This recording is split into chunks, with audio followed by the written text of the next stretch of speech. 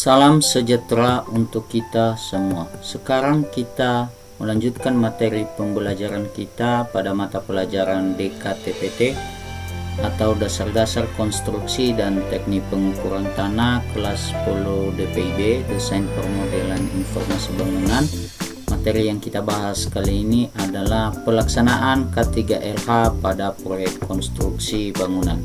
Baik, langsung saja kita masuk pada materinya. Yang pertama adalah pelaksanaan K3LH pada proyek konstruksi bangunan. Dengan besarnya risiko kecelakaan kerja yang terjadi pada pekerjaan konstruksi, sehingga penerapan program K3LH wajib dilaksanakan di dalam bidang kerja konstruksi bangunan.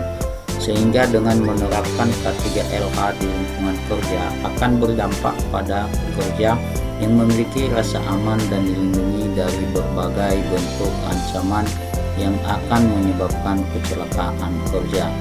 Jadi di dalam proyek konstruksi bangunan ini wajib diadakan atau dilaksanakan yang namanya K3LH. Kenapa wajib?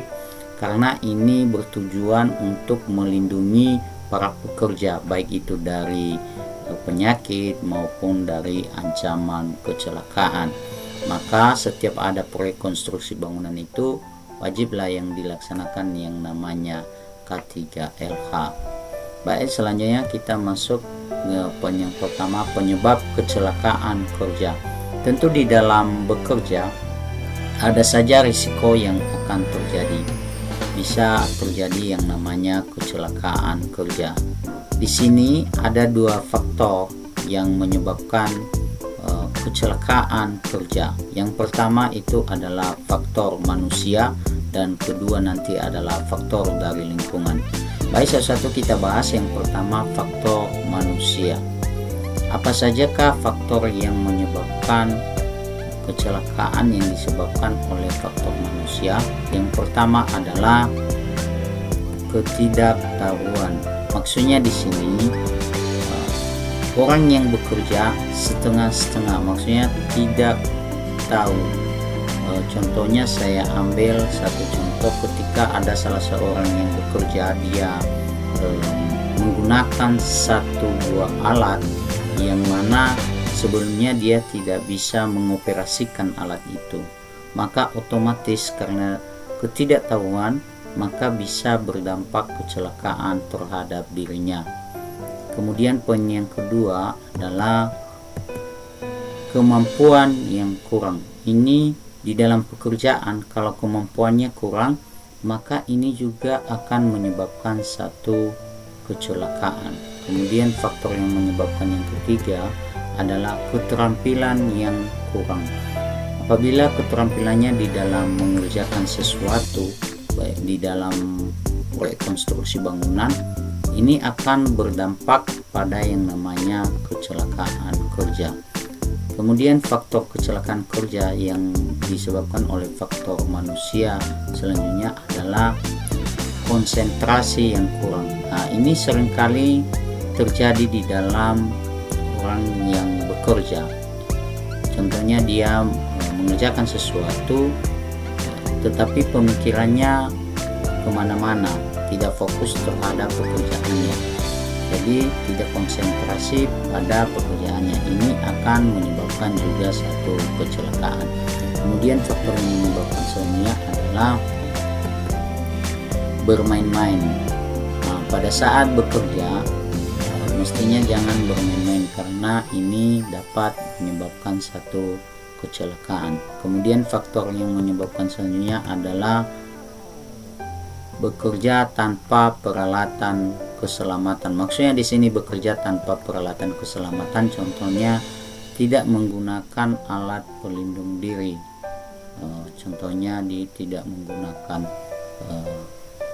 kacamata, contohnya pada saat dia melakukan pemelasan. Ini dapat merusak satu mata dan menyebabkan kecelakaan di dalam bekerja. Kemudian selanjutnya faktor selanjutnya adalah mengambil resiko yang tidak tepat.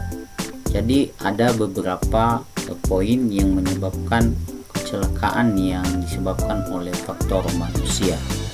Baik, selanjutnya yang kedua adalah faktor lingkungan. Apa sajakah yang menyebabkan itu?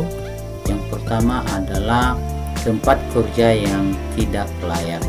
Contohnya di sini tempat kerja yang tidak layak ini pada konstruksi bangunan yang akan dikerjakan tidak keluar masuknya angin, sehingga ini dapat menjadi gangguan kepada orang-orang yang sedang mengerjakan suatu konstruksi bangunan tersebut.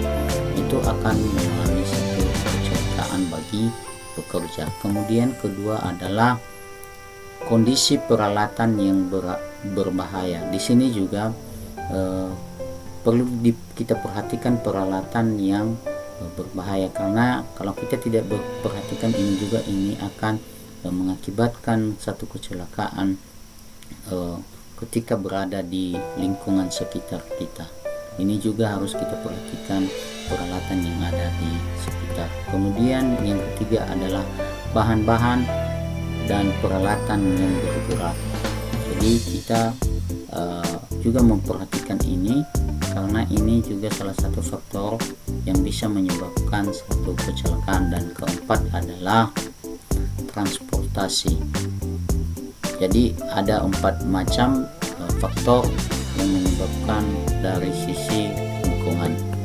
Kemudian yang kedua adalah pengendalian K3. Sebelum kita masuk lebih dalam mengenai pengendalian, terlebih dahulu kita harus mengerti apa itu pengertian pengendalian. Pengendalian adalah suatu usaha untuk mengurangi atau mencegah terjadinya kecelakaan kerja yang berpotensi terjadi kapan saja. Jadi ini salah satu dalam pengendalian ini, mengurangi atau mencegah terjadinya satu kecelakaan. Baik, langsung saja. Apa sajakah bagian-bagian dari pengendalian K3? Yang pertama adalah eliminasi. Tentu kita bertanya, apa itu eliminasi? Eliminasi adalah upaya pengendalian dengan cara menghilangkan bahan-bahan berbahaya seperti penggunaan bahan kimia dan beracun. Itu maksudnya eliminasi. Kemudian yang kedua adalah substitusi. Maksudnya di situ adalah mengganti bahan-bahan yang berpotensi mengancam keselamatan dan bahan-bahan yang aman dan ramah lingkungan. Yang ketiga adalah isolasi.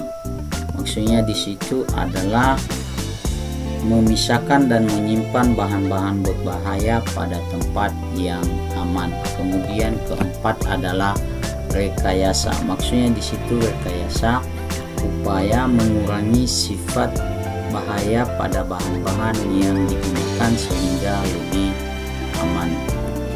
Kemudian selanjutnya adalah administratif atau manajemen.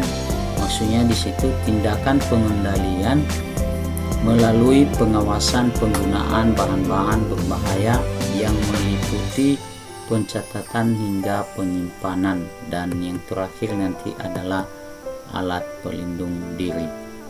Jadi itu beberapa tahap-tahap di dalam pengendalian K3LH. Tadi ada terbagi 6. Yang pertama eliminasi, kemudian substitusi, isolasi, rekayasa, manajemen, dan alat pelindung diri. Alat pelindung diri dalam kerja. Tentu kalau kita bekerja, alangkah bagusnya kita menggunakan alat pelindung diri, mulai dari kepala, mata, wajah, dan sampai ke kaki. Yang pertama adalah helm keselamatan. Tentu helm keselamatan ini untuk melindungi kepala. Berikut salah satu contoh gambar dari helm keselamatan. Kemudian kedua adalah alat pelindung mata dan wajah. Berikut salah satu contoh gambar alat pelindung mata dan wajah. Kemudian yang ketiga adalah sabuk dan tali keselamatan. Berikut salah satu contoh gambar dari sabuk dan tali keselamatan. Selanjutnya adalah alat pelindung kaki. Berikut salah satu contoh gambar dari alat pelindung kaki. Ini sepatu pelindung kaki. Kemudian selanjutnya adalah alat pelindung telinga. Berikut salah satu contoh gambar alat pelindung telinga. Dan selanjutnya adalah alat pelindung tangan. Berikut salah satu contoh alat pelindung tangan. Baik, jadi itu dari beberapa poin itu adalah untuk melindungi diri di dalam melakukan pekerjaan, baik itu konstruksi bangunan maupun di dalam jembatan dan juga jalan. Jadi sampai di situ dulu untuk pertemuan kita. Sekian dan terima kasih. Kita akan bertemu kembali pada pertemuan selanjutnya. Saya sapa kita kembali. Ya Ahu.